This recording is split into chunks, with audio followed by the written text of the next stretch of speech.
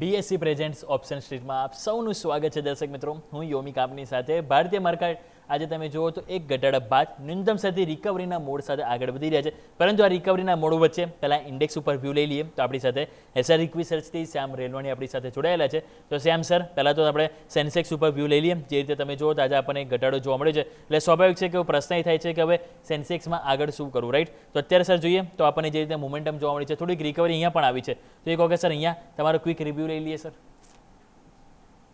સેન્સેક્સમાં પણ જે રીતે બાકીના ઇન્ડાઇસીસની જેમ જોયું, નીચેની તરફથી સારી રિકવરી જોવા મળી રહી છે. 77,275 ની આસપાસ ઇન્ડેક્સ ટ્રેડ કરી રહ્યો છે. 77,300 ની ઉપર જો છે 5 મિનિટ માટે પણ ઇન્ટ્રાડેમાં અત્યારે સસ્ટેન થઈ જશે. તો 77,600 સુધીની મૂવ જે છે ફરીથી કન્ટિન્યુશનમાં આવી શકે છે. એટલે 77,300 નું લેવલ ધ્યાન રાખીશું. 77,300 ની ઉપર જો ડિસાઇસિવલી રોકાઈ જાય છે તો ફરીથી બીજા 300 પોઈન્ટની મૂવ માટે ઇન્ટ્રાડેમાં એક પોઝિશન ટ્રેડ કરી શકાય.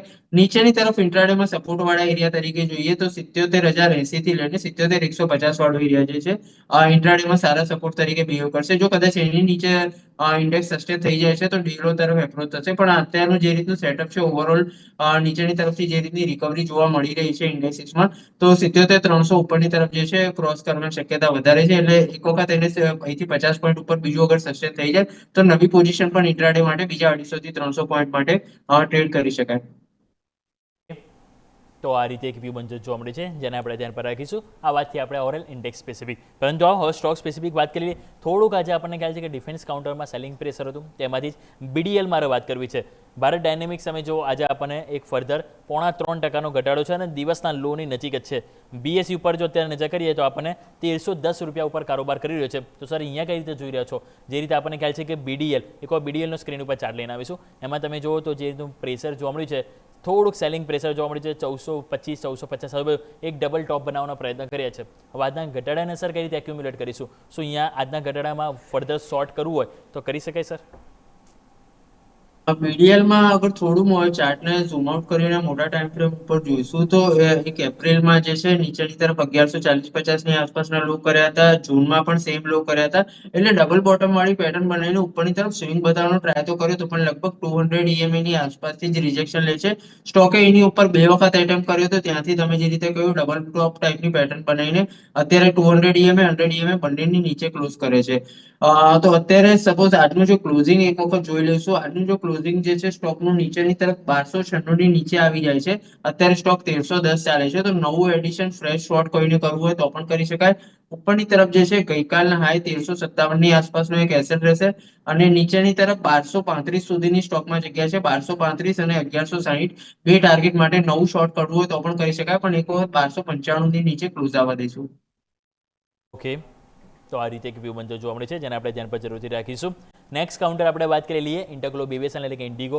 મેં પણ આજે સવારે યાદ છે તમને ઇન્ટ્રાડે ગેમમાં કીધું હતું કે આપણે એક રેડ નિશાન સાથે લઈને ચાલીશું, કારણ કે સમાચાર પણ હતા ડીજીસીએ દ્વારા. તમે જો એક અહીંયાથી વોરંટ પણ ઇસ્યુ કરવામાં આવ્યો અને બીજી તરફ ક્રૂડ ઓઇલનો ભાવ જે રીતે ઘટ્યા એના કારણે તમે જો આજે 3.73% ગેપડાઉન ઓપનિંગ થયું. હા, ન્યૂનતમ સાથે 1% રિકવરી થઈ જાય, પરંતુ હાલ 5,200 ની આજુબાજુ આપણને બીએસસીમાં કાઉન્ટર કરી રહ્યો છે કારોબાર. તો સર અહીંયા કઈ રીતે મોમેન્ટમ જોઈ રહ્યા છો? આ જે રીતે બ્રેન્ટ ક્રૂડ ઓઇલ જે ઘટી રહ્યું છે તો એને જોતા શું અહીંયા ઇન્ડિગોમાં એક ફર્ધર વીકનેસ આવી શકે છે? અહીંયા શું સ્ટ્રેટેજી બનાવવી જોઈએ? ક્રૂડમાં જે રીતે ફરીથી જમ્પ આવતો જોવા મળ્યો છે ગ્લોબલ અનસર્ટેનિટીના લીધે, ઇન્ડિગો ફરીથી નીચેની તરફ ડાઉનવર્ડ મૂવ આવી શકે છે. પણ ક્યારે કે જ્યારે 5100 વાળું એક લેવલ છે સારા સપોર્ટ એરિયા તરીકે લાસ્ટમાં પણ બિહેવ થયું હતું. અત્યારે પણ આ સ્વિંગ જે છે એની ઉપર સારી એવી રીતે ટકાવી રાખવાનો ટ્રાય કર્યો છે. 5100 ની નીચે અગર ઇન્ડિગો સસ્ટેન થઈ જાય છે તો આપણે એમાં શોર્ટની ઓપોર્ચ્યુનિટી જોઈ શકીએ છીએ, જે નીચેની તરફ સ્ટોકને 4800 અને 4600 વાળા ઝોન સુધી પણ લીડ કરી શકે છે. તો અત્યારે 100 પોઈન્ટ દૂર છે, એટલે લગભગ આપણે જોઈએ 2% ની આસપાસ હજુ પણ દૂર છે. 2% ની નીચે હજુ એથી જો ક્લોઝિંગ આપી દેશે 5100 ની નીચે તો નવા શોર્ટની ઓપોર્ચ્યુનિટી જોઈશું. ત્યાં સુધી અત્યારે એને થોડું સાઇડવેઝ બિહેવિયર કદાચ સ્ટોક બતાવી શકે છે. 50-100 ની નીચે કન્ફર્મેશન સાથે શોર્ટ કરીશું. ઓકે, 5,100 એટલે કે 5100 લેવલ છે, અગર એની નીચે જાય છે તો શોર્ટ કરવાની સલાહ બની રહી છે. અહીં આપણે ધ્યાન પર રાખીશું ઇન્ડિગો ઉપર. નેક્સ્ટ કાઉન્ટર મારે વાત કરવી છે તો એલટીએફ એટલે કે એલ&ટી ફાઇનાન્સ. અહીંયા પણ તમે જુઓ તો જે રીતે મોમેન્ટમ આજે બહુ સરસ તમે જો પોઝિટિવ એક્શન જોવા મળી હતી. હા, ઉપલા સ્તરથી થોડું પ્રોફિટ બુકિંગ પણ આવી છે. 318 તમે જુઓ તો આપણને 333 તરફની મોમેન્ટમ આજે આપણને સ્ટોકમાં જોવા મળી છે. અત્યારે ઇન બિટવીન છે આપણને દિવસના તમે જો કારોબાર. કઈ રીતે સર અહીંયા કાઉન્ટર જોઈ રહ્યા છો? ઓલરેડી તમે જુઓ તો એક મહિનામાં સરસ તેજી 20% રિટર્ન સ્ટોકમાં જોવા મળ્યું છે. કરંટ માર્કેટ પ્રાઇસે શું અહીંયાથી કરવું જોઈએ? 310 ની આસપાસથી આપણે ઓલરેડી રેકમેન્ડ કરેલો હતો. 330 350 ના બે ટાર્ગેટ માટે સ્ટોક 330 ફર્સ્ટ ટાર્ગેટ એટેમ્પ કર્યું. 340 ની આસપાસથી અત્યારે થોડું કરેક્શન બતાવી રહ્યું છે. રિઝલ્ટના ઇમ્પેક્ટના લીધે અથવા ન્યૂઝના લીધે થોડું ઘણું સાઇડવેઝ બિહેવિયર બતાવી રહ્યું છે. બાકી ઉપરની તરફ વ્યૂ હજુ પણ ઇન્ટેક્ટ છે. 350 ના લેવલ સુધી સ્ટોકમાં બિલકુલ મોમેન્ટમ આવી શકે છે. એટલે કોઈને નવું એડિશન પણ કરવું હોય તો નીચેની તરફ જે છે અગર લેવલ ધ્યાનમાં રાખીશું 326 ની આસપાસ સ્ટોક અત્યારે ટ્રેડ કરી રહ્યો છે. ફ્યુચરમાં આનો લોટ અગર જોવા જઈએ તો થોડો મોટો લોટ છે. એટલે નીચેની તરફ અગર કોઈને એડિશન કરવું હોય તો થોડું ડીપમાં એડ કરવાની સલાહ રહેશે. સ્ટોપ લોસ અગર હવે જોવા જઈએ તો લાસ્ટ જે સ્વિંગ લો બન્યા હતા નીચેની તરફના 310 ની આસપાસ, તો 309 309 ની આસપાસનો એક એસએલ રાખીશું. 315 320 વાળા ઝોનમાં મળે છે તો નવું એડિશન પણ કરી શકાય. ફરીથી જે છે સ્ટોક 340 350 સુધી જે છે એટેમ્પ કરી શકે છે. તો આ રીતે એક વ્યૂ બનતો જોવા મળે છે જેને આપણે ધ્યાન પર જરૂરથી રાખીશું. તો આ એક આપણે અહીંયા વાત કરી L&T ફાઇનાન્સમાં. નેક્સ્ટ કાઉન્ટર સર આઈટીની વાત કરી લઈએ. ઓરેકલ ફાઇનાન્શિયલ સર્વિસીસ બહુ જબરદસ્ત મોમેન્ટમ છે. તમે જો અત્યારે આપણને ઓલમોસ્ટ 0.5% તેજી જોવા મળી રહી છે. સવારે મારા સહયોગી અજય દ્વારા પણ ઇન્ટ્રાડે ગેમ આપવામાં આવી છે. ટેકનિકલ ચાર્ટ સેટઅપ સાથે તમે ડેલી વીકલી બંનેમાં જોશો તો એક સરસ મોમેન્ટમ બતાવી રહ્યું છે. તો સર આ જે રીતે લેવલ જોવા મળી છે 11,850 આજુબાજુ, શું અહીંયા કોઈ રિકમેન્ડેશન છે કે કરંટ માર્કેટ પ્રાઇસે પણ લોંગ કરવો તો કરી શકાય સર? અહીંયા કરંટ માર્કેટ પ્રાઇસ થી આપણે લોંગ કરવાની સલાહ નહીં રહે, કેમ કે નીચેની તરફથી જે છે બહુ સ્પીડમાં મોમેન્ટમ કરી ચૂક્યું છે સ્ટોક, અને ક્યાંક ને ક્યાંક અત્યારે થોડું હર્ડલ વાળા એરિયાની આસપાસ આવી રહ્યું છે. કોઈની પાસે હોય ડેફિનેટલી હોલ્ડ રાખવાની સલાહ રહેશે. 12,000 થી લઈને 12,200 વાળો એરિયા છે, થોડો પ્રોફિટ બુકિંગ માટે બિહેવ કરી શકે છે. સ્ટોક 11,900 ની આસપાસ ઓલરેડી ટ્રેડ કરી રહ્યો છે. એટલે અહીંથી 200-300 રૂપિયાની આસપાસની ઝોન એવી છે જે પ્રોફિટ બુકિંગ માટે યુઝ થઈ શકે છે. 12,200 અગર સ્ટોક ઉપરની તરફ ડિસેસિવલી ક્રોસ કરી દે છે તો સ્ટોકમાં 12,800 થી લઈને 13,200 વાળા ઝોન તરફ જે છે સ્ટોક ફરીથી મુવમેન્ટ આપશે.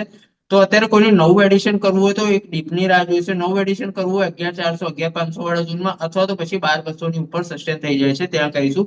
અત્યારે જે સ્ટોક લેવલની આસપાસ ઉભો છે ત્યાં નવા એડિશન માટે રિસ્ક રિવોર્ડ ફેવરેબલ નથી. તો નવું એડિશન કરવું હોય 12,200 ની ઉપર, 12,200 ની ઉપર જો એન્ટ્રી થાય છે તો નીચેની તરફ 11,900 નો એસએલ રહેશે, અને 12,800 અને 13,200 ના બે ટાર્ગેટ રહેશે. ઓકે, આ રીતે એક વ્યૂ બનતો જોવા મળે છે નવી ખરીદી માટે. જેમ સરે લેવલ મેન્શન કરીને આપણે ધ્યાન પર રાખીશું. એક લાસ્ટ સ્ટોક સર TCS વાત કરી લઈએ. અહીંયા પણ તમે જો તો જે રીતે આપણને શુક્રવારે પણ જે પરિણામની ઇમ્પેક્ટ જોવા મળી હતી, તેજી આવી પરંતુ પ્લસ સાથે પ્રોફિટ બુકિંગ આવ્યું. અને હવે આજે તમે જો ફરીથી જે પ્રોફિટ બુકિંગ આવ્યું હતું એ ફરીથી આજે રીગેઇન કરતું જોવા મળે છે સ્ટોક. અત્યારે ઓલમોસ્ટ 2120 આજુબાજુ BSEમાં સ્ટોક કારોબાર કરી રહ્યો છે. એક ઓલમોસ્ટ ડે હાઈની નજીક જ છે. તો સર મોમેન્ટમ અહીંયા પણ લાગે છે કે નવા બ્રેકઆઉટની તૈયારી કરી રહ્યો છે, જે છેલ્લા 7-8 દિવસ એક રેન્જ બાઉન્ડ હતો તેની ઉપર અગર જાય છે, શું અહીંયા લોંગ કરવાની સલાહ બની રહી છે સર? આઈટીમાં ઇન્ફોસિસ TCS તમે બંનેમાં જોશો ને તો ક્યાંક ને ક્યાંક જે છે બોટમ બનાવવાની અને સસ્ટેન કરવાનું ટ્રાય કરી રહ્યા છે સ્ટોક. TCSમાં પણ બિલકુલ અહીંથી નવું એડિશન પણ કરવું હોય તો પણ કરી શકાય. નીચેની તરફ એક લેવલ ધ્યાનમાં રાખીશું 2,020 વાળું. 2,020 ની ઉપર જ્યાં સુધી છે સ્ટોક ત્યાં સુધી ઉપરની તરફનું એક મોમેન્ટમનું કન્ટિન્યુએશન આવી શકે છે. પહેલું ટાર્ગેટ ઉપરની તરફ 2,210 રહેશે અને સેકન્ડ ટાર્ગેટ રહેશે 2,280. તો કોઈને ડેફિનેટલી નવું એડિશન કરવું હોય તો પણ કરી શકાય. થોડું સેફ અગર કોઈને ધ્યાન રાખવું હોય તો 2,133 જે શુક્રવારનું હાઈ હતો એની ઉપર નીકળે છે. તો એડિશન માટે એક ડબલ કન્ફર્મેશન આવી જશે કે ફ્રાઈડેના હાઈને પણ ક્રોસ કરીને સ્ટોક ઉપરની તરફ સસ્ટેન કરવાનો ટ્રાય કરે છે. બાકી અહીંયા પણ કોઈને અર્લી એન્ટ્રી કરવી હોય તો પણ કરી શકાય. પેટર્ન જે રીતની બની રહી છે, સ્ટોક ક્યાંક ને ક્યાંક કન્સોલિડેટ થઈને ઉપરની તરફ મૂવ માટે રેડી થતો હોય એ રીતની પેટર્ન બની રહી છે. ઓકે, તો આ રીતે એક વ્યૂ બનતો જોવા મળે છે. તો દર્શક મિત્રો, આપણે વાત કરી સ્ટોક સ્પેસિફિક આપણી ખાસ રજૂઆત BSE પ્રેઝેન્ટ્સ ઓપ્શન સ્ટ્રીટ પર.